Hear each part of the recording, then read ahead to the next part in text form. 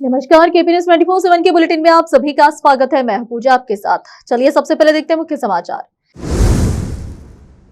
FIR एक संदिग्ध है, लेकिन कर्नाटक सरकार द्वारा इसका विरोध किए जाने की संभावना नहीं है, कांग्रेस नेताओं ने कहा। कर्नाटक के दावणगेरे जिले के चिन्नागिरी तालुके में केएसआरटीसी बस का एक्सल टूटने से पलटी हो गई। एक स्टूडेंट की मौत, 50 लोग घायल। तमिलनाडु में बड़ा सियासी गेम, एआईएडीएमके को समर्थन देने को तैयार, डीएमके हाथ मिलाने के लिए रखती बड़ी शर्त। एनडीए से बाहर हो सकती है एआईएडीएमके, तमिलनाडु में बीजेपी को बड़ा झटका। केरल में कांग्रेस नेता का महिला विधायक को जबरन गले लगाने का वीडियो वायरल, बीजेपी ने कांग्रेस पर तीखी आलोचना की।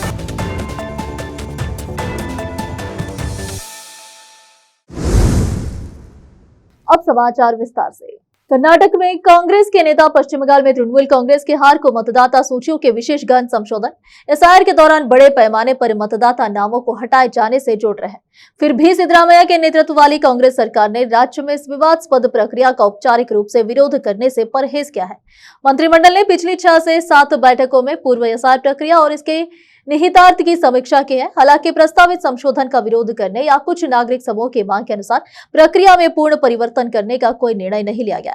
सामाजिक कार्यकर्ताओं और संगठनों के एक गठबंधन ने मतदाता सूचियों को ग्राम पंचायत और वार्ड स्तर पर सार्वजनिक रूप से प्रदर्शित करने की मांग की है, ताकि उनमें सुधार किया जा सके। और संशोधन और अपील की अवधि को 3 महीने से बढ़ाकर 6 महीने करने की मांग की है। साथ ही इसे सर्वोच्च न्यायालय में चुनौती देने की भी मांग की गई है।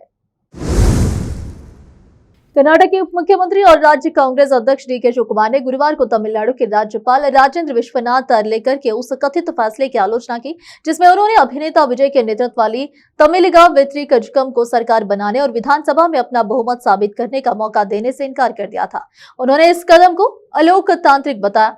बेंगलुरु के विधानसौधा में पत्रकारों से बात करते हुए डीके शिवकुमार ने कहा कि राज्यपाल के पास किसी भी पार्टी को सरकार बनाने का दावा करने से रोकने का कोई अधिकार नहीं है, अगर उसके पास बहुमत है। उन्होंने कहा कि तमिलनाडु के राज्यपाल के पास विजय को सरकार बनाने और अपना बहुमत साबित करने से रोकने का कोई अधिकार नहीं है। राज्यपाल का आचरण उचित नहीं है। आज शुक्रवार की सुबह कर्नाटक के दावणगेरे जिले के चिन्नागिरी तालुके में मारबनहल्ली के पास एक चलती हुई केएसआरटीसी बस का एक्सल गिर गया। इस घटना में एक स्टूडेंट की मौत हो गई है और दूसरे की हालत गंभीर है। 50 और लोग घायल हुए। मरने वाले स्टूडेंट की पहचान दर्शन के तौर पर हुई है। घायलों को दावणगेरे डिस्ट्रिक्ट हॉस्पिटल और बसवापट्टनम कम्युनिटी हेल्थ सेंटर में शिफ्ट किया गया। सुबह करीब 9:30 पर जब बस दावणगेरे से बसवापट्टनम जा रही थी तो बस का एक्सल अचानक गिर गया। स्थानीय लोगों ने तुरंत रेस्क्यू ऑपरेशन शुरू किया और घायलों को पास के हॉस्पिटल में भर्ती कराया। पीएसआई इम्तियाज और बसवापट्टनम पुलिस स्टेशन के स्टाफ ने मौके पर जाकर जांच की है। पीएसआई इम्तियाज ने बताया कि यह हादसा सुबह करीब 9:30 पर हुआ, जब एक एक्सप्रेस ट्रेन कट गई। दर्शन नाम के एक स्टूडेंट की मौत हो गई, दूसरे की हालत गंभीर है। सभी घायलों को पास के सरकारी हॉस्पिटल में भर्ती कराया गया। फिलहाल कुछ लोग खतरे से बाहर है। बेंगलुरु से एक दिल दहला देने वाली घटना सामने आ रही है। जी हाँ, बेंगलुरु से सुलिया जा रही एक प्राइवेट स्लीपर बस कोडगु जिले के मडिकेरी के बाहरी इलाके में हादसे का शिकार हो गई। इस हादसे की वजह थी बस चला रहे ड्राइवर को हार्ट अटैक आना। यह स्लीपर बस चला रहे थे 48 साल के शिवकुमार। 20 से ज्यादा यात्रियों को लेकर जब वह बेंगलुरु से निकले तो कहां जानते थे कि वापस नहीं लौट सकेंगे। मौत को सामने देखकर भी शिवकुमार ने अपने बारे में सोचने के बजाय पहले बस में सवार यात्रियों की परवाह की। उन्होंने सूझबूझ दिखाते हुए सबसे पहले तो बस की स्पीड कम की और फिर उसे बीच सड़क पर चलाने के बजाय सड़क किनारे लेकर गए, ताकि किसी बड़े वाहन की चपेटे में आने से बचाए, वरना कोई भयंकर एक्सीडेंट हो सकता था। उनकी उसी सूझबूझ की वजह से बस किसी बड़े हादसे का शिकार नहीं हुई, बल्कि उसे हल्का ही नुकसान हुआ। वह पूरी तरह से पलटी भी नहीं। ड्राइवर शिवकुमार ने अपने काम को मौत के ऊपर रखा और यात्रियों की जान बचा ली। शिवकुमार ने मौत आने से पहले ही अपनी सूझबूझ से यात्रियों की जान बचा ली। गनीमत यह रही कि किसी भी यात्री को गंभीर चोटें नहीं आई है। सभी पूरी तरह सुरक्षित है। इस घटना की जानकारी मिलते ही मडिकेरी ग्रामीण पुलिस तुरंत घटनास्थल पर पहुंची और हालात का जायजा लिया। आपको बता दें कि बस के कैबिन में ही ड्राइवर की मौत भी हो गई है। वही बस सड़क किनारे आधगिरी हालात में थी। पुलिस की मदद से यात्रियों को सुरक्षित बाहर निकाल लिया गया है। अब फिलहाल लेते एक छोटा सा ब्रेक।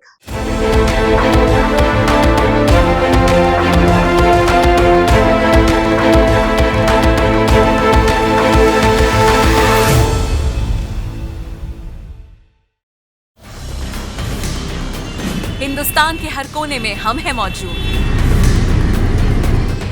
24 घंटे हालात पर गहरी नजर,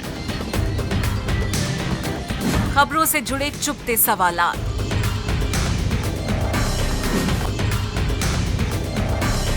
और आपको दिखाता है धार्मिक, सामाजिक, राजनीतिक, लोकल और इंटरनेशनल न्यूज की सबसे बेहतर कवरेज, जो आपको रखती है हर पल बाखबर। देश और दुनिया भर की खबर के लिए देखते रहें KP news 24/7। Noor education trust Bidar की ओर से चलाया जाने वाला नूर एमएड और BEd college Bidar, recognized by NCTE Delhi, affiliated to Bidar University, Bidar. Admissions open for the academic year 2025 to 26. विशेषज्ञ और सक्षम शिक्षकों द्वारा शिक्षा प्राप्त करने के लिए नूर एमएड और बीएड कॉलेज बीदर में दाखिला लें और शांत वातावरण में उच्च स्तरीय शिक्षा प्राप्त करें। बीदर शहर में बेहतर शिक्षा का एकमात्र केंद्र नूर एमएड और BEd college Bidar. For more details contact Noor colony near horticulture centre, Haldagiri के Hyderabad road, Bidar 585403 Karnataka, India. Phone numbers 9945283920, 805017।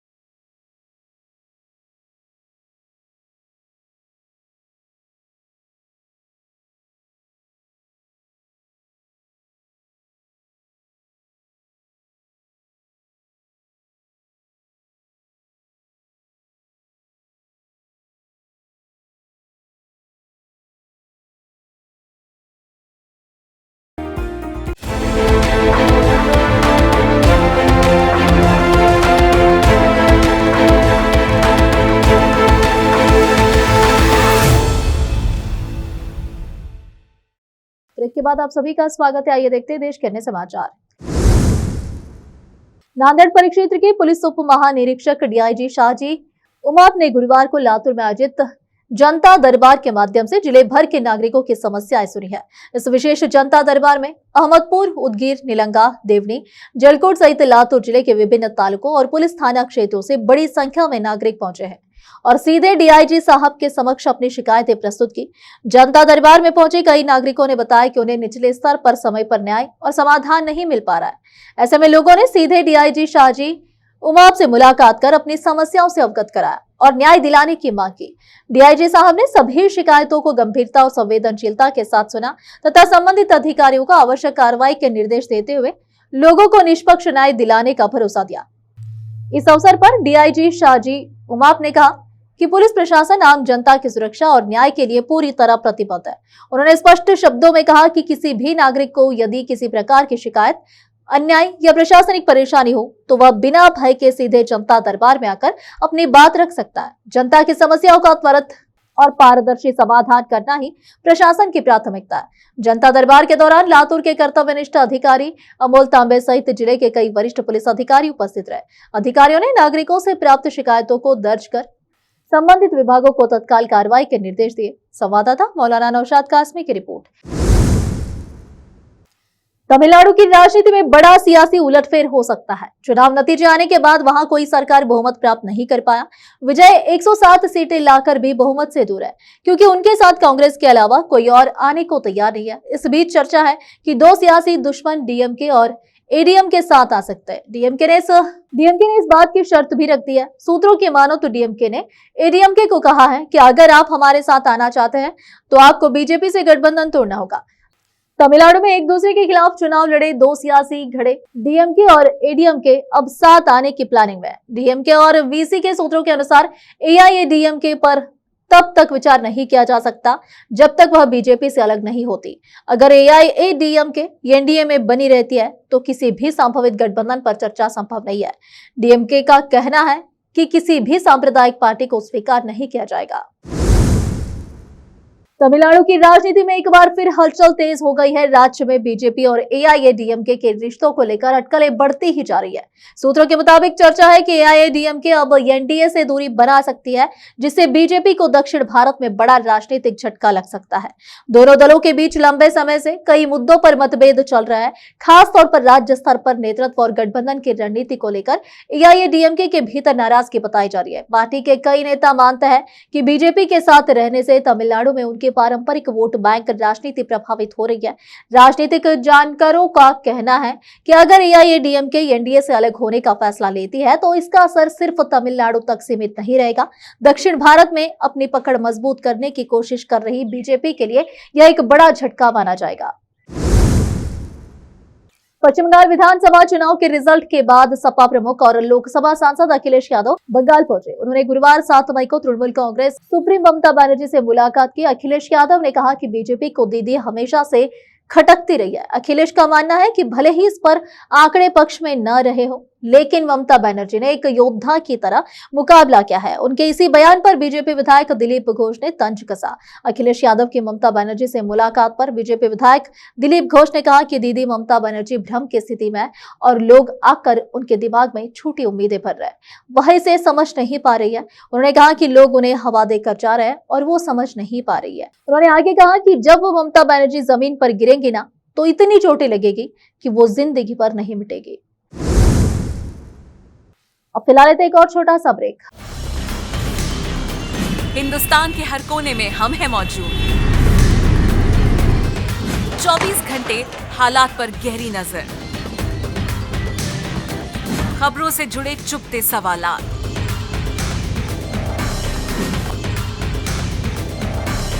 और आपको दिखाता है धार्मिक, सामाजिक, राजनीतिक, लोकल और इंटरनेशनल न्यूज की सबसे बेहतर कवरेज, जो आपको रखती है हर पल बाखबर। देश और दुनिया भर की खबर के लिए देखते रहें केपी न्यूज 24/7। ब्रेक के बाद आप सभी का स्वागत है। आइए देखते हैं देश के अन्य समाचार। 5 राज्यों के चुनावी नतीजे आ चुके हैं। असम पश्चिम बंगाल में बीजेपी ने प्रचंड जीत हासिल की, तो वहीं केरल में कांग्रेस गठबंधन जीता। पुडुचेरी में बीजेपी गठबंधन वाली सरकार जीती, तो तमिलनाडु में सरकार कौन बनाएगा यही क्लियर नहीं है। इस बीच केरल के सीएम पर भी चर्चा तेज हो गई है। मीडिया को मिली जानकारी के अनुसार राष्ट्रीय महासचिव और लोकसभा सांसद केसी वेणुगोपाल प्रदेश के अगले सीएम हो सकते हैं। सूत्रों के हवाले से पता चला है कि 3 दावेदारों में तगड़ी जोर आजमाइश चल रही है, जिसमें केसी वेणुगोपाल का नाम फाइनल माना जा रहा है। केरल के लिए कांग्रेस के पर्यवेक्षक अजय माकन और मुकुल वासनिक पार्टी अध्यक्ष मल्लिकार्जुन खड़गे से मिलने पहुंचे थे। साथ में प्रभारी दीपा दास मुंशी भी थी। दोनों पर्यवेक्षक केरल में नए विधायकों से कल मिले थे। खड़गे से मिलने के बाद अजय माकन ने कहा कि हमने अपनी रिपोर्ट कांग्रेस अध्यक्ष को सौंप दी है। सूत्रों के हवाले से मुख्यमंत्री पद की दौड़ में केसी वेणुगोपाल का नाम सबसे आगे बताया जा रहा है। ज्यादातर विधायकों का समर्थन उन्हें मिला है। पार्टी चाहती है कि मुख्यमंत्री के नाम को जल्द से जल्द अंतिम रूप दिया जाए। यदि आवश्यकता हुई तो पार्टी अन्य 2 दावेदारों से बातचीत कर उन्हें संतुष्ट करने की कोशिश करेगी। आखिर में फिर एक बार देखते हैं मुख्य समाचार। एफआईआर एक संदिग्ध है, लेकिन कर्नाटक सरकार द्वारा इसका विरोध किए जाने की संभावना नहीं है, कांग्रेस नेताओं ने कहा। कर्नाटक के दावणगेरे जिले के चिन्नागिरी तालुके में केएसआरटीसी बस का एक्सल टूटने से पलटी हो गई। एक स्टूडेंट की मौत, 50 लोग घायल।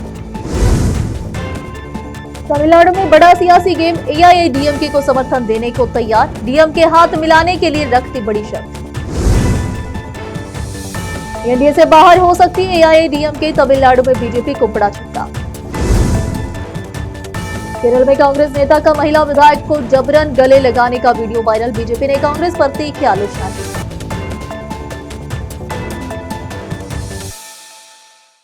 केपी न्यूज के इस बुलेटिन में इस वक्त के लिए इतना ही। देश विदेश और स्थानीय समाचारों के लिए देखते रहिए आपका अपना चैनल केपी न्यूज 24/7।